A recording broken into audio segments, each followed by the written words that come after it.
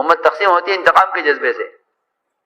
جی ہاں، جب انتقام کا جذبہ ہوگا تو مقابلہ ہوگا ایک دوسرے کا، کہ انتقام کے جذبے سے امت تقسیم ہوتی ہے، اور معاف و درگزر کرنے سے امت جمع ہوتی ہے. درگزر کر دو تو معاف کر دو گے تو فاصلے ختم ہو جائیں گے، معاف کر دو فاصلے ختم ہو جائیں گے، اور معاف نہیں کرو گے تو فاصلے بڑھیں گے. سنو دھیان سے بات، اصولی بات ہی ہے. اور معاف کون نہیں کرتا؟ سننا میری بات، کہ وہ شخص معاف نہیں کرنا چاہے گا جو اپنے لیے اللہ سے معافی کا طلبگار نہیں ہے. جو معافی کا اللہ سے اپنے لیے معافی کا طالب نہیں ہے وہ مخلوق کو معاف نہیں کرے گا. مخلوق کو وہ آدمی معاف کرے گا جو اللہ سے اپنی معافی چاہتا ہے. اے اللہ تو مجھے معاف کر دے. ہاں اصولی بات ہے. فاعفوا واصفحوا الا تحبون ان یغفر اللہ لکم، کہ تم درگزر کر دو، معاف کر دو. کیا تم چاہتے ہیں کہ اللہ تمہیں معاف کر دے؟ جی ہاں، غلطی سب سے ہوتی ہے. حدیث میں فرمایا کلکم خطاؤن، تم سب کے سب خطا کار ہو. تو میں نے عرض کیا کہ محبت کرنے والے انتقام کا جذبہ رکھتے ہیں، وہ محبت کی وجہ سے انتقام لینا چاہتے ہیں. جی ہاں، کہ محبت ہے ہمیں آپ سے، وہ بے شک ہے. کوئی آپ کو اذیت دے گا تو کوئی برداشت نہیں کرے گا. ہاں، محبت کرنے والے جب ان کے بڑوں کو اذیت دی جاتی ہے تو ان کے اندر جذبہ پیدا ہوتا ہے انتقام کا، ہوتا ہے یہ. جی ہاں، یہ عیب نہیں ہے. سنو، یہ عیب نہیں ہے، یہ پرانی بات ہے کہ حضور اکرم صلی اللہ علیہ وسلم پر اپنی جان نثار کرنے والے صحابہ وہ کیسے برداشت کر لیں کہ اللہ کے نبی کو ناحق ستایا جاوے. سنو، آپ کو ستایا گیا ناحق. ابھی 3 دن باقی تھے قرض کی ادائیگی میں، زید بن ثابت کی گریبان پکڑ کے آپ کو دھکا دیا. آپ صلی اللہ علیہ وسلم نے تو برداشت کر لیا، حضرت عمر سے برداشت نہ ہوا. حضرت عمر نے تلوار نکال لی. اجازت دیجیے یا رسول اللہ، میں اسے قتل کر دوں، یہودی کو، اس نے آپ کو ستایا ہے. تو آپ نے حضرت عمر رضی اللہ تعالیٰ عنہ کو تعلیم دی. جی ہاں، آپ نے تعلیم دی، تھپکی نہیں دی کہ ہاں عمر تم نے اچھا کیا، اس کا یہ علاج ہے. ہاں، یہ نہیں کہ آپ حضرت عمر کو ہمت دلاتے کہ عمر تم نے اچھا کیا، بلکہ حضور اکرم صلی اللہ علیہ وسلم نے حضرت عمر سے فرمایا عمر یہ کیا کیا تم نے. ہاں، یہ ایک سوچنے کی بات ہے.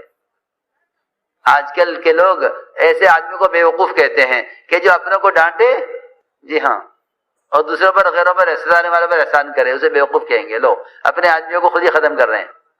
یہ تمہاری مدد کر رہے ہیں، یہ تمہاری حمایت کر رہے. جی ہاں، سنو، اس لوگوں کو لوگ بیوقوف کہتے ہیں کہ یہ بے عقل آدمی ہے.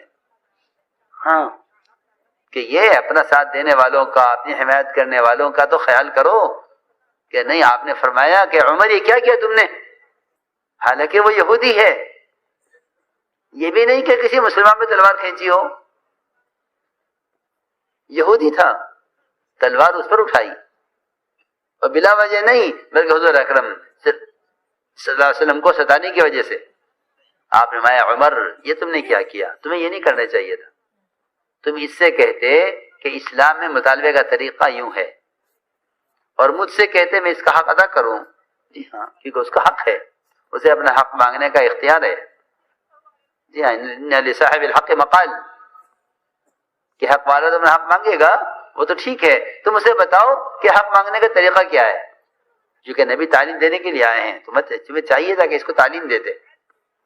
پھر فرمایا جاؤ عمر اس کو لے جاؤ اور اس کو اس کا حق دینا، اور 20 سا کھجوریں اس کو زیادہ دینا. یہ ہے تعلیم نبی کی. 20 سا کھجوریں زیادہ دینا اس کو، اس کے حق کے علاوہ. اب تمہیں لے گئے جہاں کھجوریں تھی وہاں سے ان کو کھجوریں دی، پورا حق تول کے دیا. انہوں نے کہا کہ میرا حق تو پورا ہو گیا ہے، یہ زیادہ کیوں دے رہے ہو؟ اور حضرت عمر نے فرمایا کہ کیونکہ میں نے آپ کو تلوار سے قتل کی دھمکی دی تھی، اس لیے اللہ کے نبی نے حکم فرمایا ہے کہ عمر اس کو تم زیادہ دینا، کیونکہ تم نے زیادتی کی ہے. لو سنو تعلیم نبی کی. ہاں، یہاں ستانے والے کے پیسے دبا لیں گے، ستانے والے کے زمین دبا لیں گے. ہاں تم نے ستایا نا، کل میں نے یہ کر لیا، ہو گیا بدلہ. وہاں کیا ہو رہا ہے کہ وہاں ایک یہودی کے ستانے پر اس پر احسان کیا جا رہا ہے. یہ فرق ہے، دعوت کا، سیاست کا فرق ہے.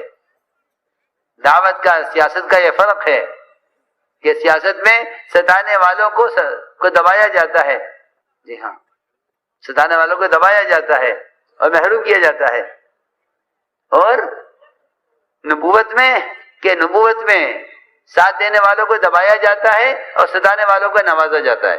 یہ دیکھو، ستانے والوں کو نوازو ان کو۔ 20 ساکھ کھجوریں زیادہ دلوائیں آپ نے۔ تو زید شاہ نے کہا عمر زائد کیوں دے رہے ہو؟ کہ عرض کیا حضرت عمر نے کہ میں نے آپ کو تلوار سے قتل کی دھمکی دی تھی نا، اس لیے اللہ کے نبی نے یہ حکم فرمایا کہ دیکھو، حضرت عمر نے فرمایا کہ زید تم نے عالم ہوتے ہوئے اللہ کے نبی کے ساتھ زیادتی کیوں کی؟ کہا کہ عمر میں نے دیکھتے پہچانے تھے کہ اللہ کے نبی ہیں، لیکن زیادتی اس لیے کی ہے تاکہ مجھے یقین ہو جائے کہ بے شک یہ اللہ کے نبی واقعی ہیں، میں نے اپنے یقین کے لیے سمجھنے کے لیے زیادتی کی ہے۔ پھر یہ کہا زید بن ثانیہ نے کہ عمر گواہ ہو جاؤ کہ میں اللہ کے رسول پر ایمان لاتا ہوں، یا فوراً کلمہ پڑھا، اسلام میں داخل ہوئے۔ میں نے پورا واقعہ سنا اس لیے سمجھانے کے لیے کہ داعی کے مزاج میں انتقام نہیں ہوتا۔ ستانے والوں پر احسان کرو، ستانے والوں پر احسان کرو، ستانے والوں پر احسان کرو، یہ اصول ہے، تاکہ وہ سمجھ لیں کہ یہ ستانے کے باوجود ہم پر احسان کر رہے ہیں، یہ ہماری ہدایت چاہتے ہیں۔ ایک بات یہ ہے کہ داعی کا صبر کرنا مدعو کی ہدایت کا سبب بنتا ہے۔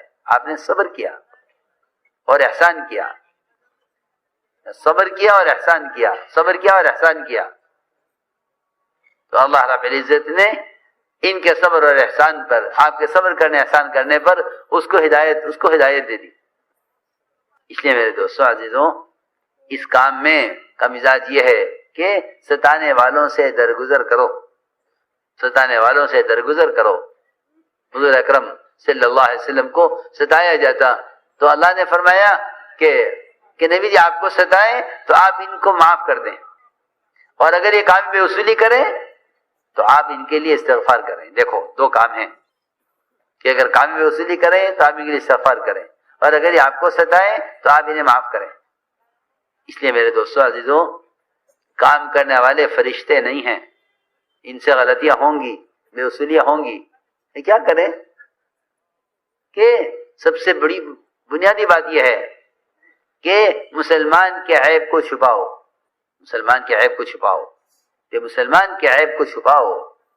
سب سے بڑی بات یہ ہے کہ مسلمان کا عیب ظاہر کرنا ہونا ایسا ہے جیسا کسی سوتے آدمی کا صدر کھل جانا، کہ اس کے عیب کو چھپاؤ، یہ سو رہا ہے، اس کو تو معلوم نہیں کیا ہو گیا، کہ گناہ کرنے والا غفلت میں ہے،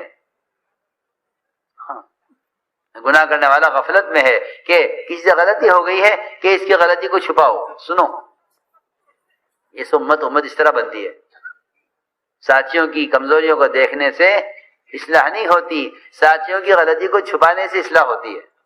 ہاں، ساتھیوں کی غلطی کو دیکھنے سے اصلاح نہیں ہوتی، ان کی غلطی کو چھپانے سے اصلاح ہوتی ہے۔ سنو غور سے، عمر رضی اللہ تعالیٰ عنہ رات کو مدینے میں پہرہ دے رہے تھے، ایک گھر میں دیکھا کہ اس گھر میں چراغ جل رہا ہے۔ عمر رضی اللہ تعالیٰ عنہ دیوار سے پھلان کر گھر میں داخل ہو گئے، چھوٹی چھوٹی دیواریں ہوتی تھی تمہارے گاؤں کی طرح، اندر داخل ہوئے تو دیکھا کہ ایک بڑے میاں بیٹھے ہوئے ہیں اور شراب پی رہے ہیں، اور ناچنے والی ناچ رہی ہے، بڑے میاں مست ہیں شراب میں اور گانے میں، انہیں نہیں معلوم حضرت عمر پہنچ گئے گھر پہ، بڑے میاں مست ہو رہے ہیں، حضرت عمر پہنچ گئے اندر۔ حضرت عمر نے فرمایا کہ میں نے اتنا بڑا منظر کبھی نہیں دیکھا کہ ایک بوڑھا آدمی جو موت کا منتظر ہے وہ یہ گناہ کر رہا ہے۔ بڑی میاں نے کہا کہ عمر مجھے سزا دینے میں جلدی مت کرو، مجھے سزا دینے میں، اگر میں نے اللہ کا حکم ایک توڑا ہے کہ میں شراب پی رہا ہوں، تو آپ نے اللہ کے 3 حکم توڑے ہیں، آپ نے 3 حکم توڑ دیے، میں نے ایک حکم توڑا، میں شراب پی رہا ہوں، آپ نے 3 حکم توڑے۔ اے عمر، آپ دیوار پھلان کر آئے، اللہ کا حکم ہے دروازے سے آؤ۔ عمر، آپ بغیر اجازت کے آئے گھر میں، اللہ کا حکم ہے کہ اجازت سے آؤ۔ عمر، آپ نے میرا ایک گناہ تلاش کیا گھر میں گھس کر. اللہ کا حکم ہے ولا تجسسوا، ایک دوسرے کے عیب کو مت تلاش کرو، ایک دوسرے کی کمزوری مت دیکھو، ایک دوسرے کے عیب مت دیکھو، ایک دوسرے کی کمزوری تلاش مت کرو. قرآن میں ہے، حکم ہے. تو ولا تجسسوا. سنو، اللہ مجھے معاف فرمائے، پرانوں میں بیماری زیادہ ہے. وہ کیا کر رہا، وہ کیا کر رہا، تو کیا کر رہا، میں کیا کر رہا، وہ کیا کر رہا. جی ہاں، اسی میں لگے رہتے ہیں. اللہ نے اصلاح کے لیے دعوت کا کام دیا تھا، اور ہم سمجھے کہ اصلاح ہو جائے گی، فلاں کی غلطی کو دیکھ کے سب کو بتا دو تو اس کی اصلاح ہو جائے گی. کہ نہیں، کسی مسلمان کے عیب کا کھولنا یہ اصلاح کا راستہ نہیں، فساد کا راستہ ہے. یاد رکھیو، کسی مسلمان کے عیب کا کھولنا یہ راستہ فساد کا ہے، اصلاح کا راستہ نہیں ہے. اس سے اصلاح نہیں ہوتی، چاہے کوئی شیخ وقت بھی ہو، کوئی کتنا بڑا عالم ہو، کوئی کتنا بڑا شیخ ہو. سنو غور سے، اگر وہ کسی مسلمان کی غلطی کو دیکھ کر دوسرے کو بتلا رہا ہے تو یہ اصلاح کرنے والا نہیں ہے، فساد کرنے والا ہے. یہ بات یاد رکھو کہ میں عرض کر چکا کہ غلطی کرنے والا تو ایسا ہے جیسا سوتے ہوئے آدمی کا ستر کھل جائے. تو بلا کے دکھاؤ گے لوگوں کو کہ دیکھو فلاں آدمی سو رہا ہے، ستر کھلا ہوا ہے، کہ پاگل ہے وہ جو ایسا کرے. اس کو چاہیے کہ اس کا ستر اس طرح ڈھانک دے کہ اس کی بھی آنکھ نہ کھلے، اس کو بھی معلوم نہ ہو کہ اس کا ستر دیکھ لیا. یہ نہیں کہ جگہ بھائی صاحب آپ کا ستر کھل رہا اٹھ جاؤ، ایسے نہیں. شرم آئے گی اس کو، ہاں، کہ اس کا ستر کھل گیا، ڈھک دو. سنو وہ کچھ کہہ رہا ہوں. ہاں، یہ نہیں کہ اعلان کیا جاوے کہ فلاں صاحب نے غلطی کی ہے، سب کو بتا دو. یہ راستہ فساد کا ہے. حدیث میں آتا ہے کہ اگر تو نے مسلمانوں کے عیب ظاہر کیے لوگوں پر تو دنیا میں فساد پیدا کرے گا.